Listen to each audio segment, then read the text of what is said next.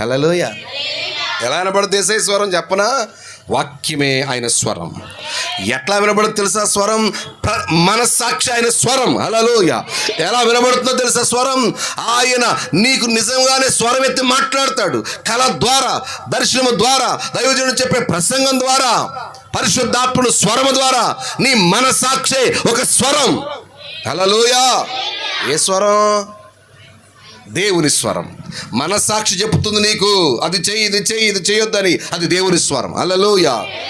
దేవుని వాక్యం చదువు నిన్ను ప్రేరేపిస్తున్నాడు వాక్యములు ఎలా ఉండని. అది దేవుని స్వరం. పరిస్థితులు మాట్లాడుతున్నాయి. జరిగిన పరిస్థితులు నీ కళ్ళ ముందు చెప్తే ఇలా ఉండొద్దు అని నీకు పరిస్థితి నేర్పుద్ది. ఇది దేవుని స్వరం. దైవజనుడు ప్రసంగిస్తాడు. అది దేవుని స్వరం. హల్లెలూయా.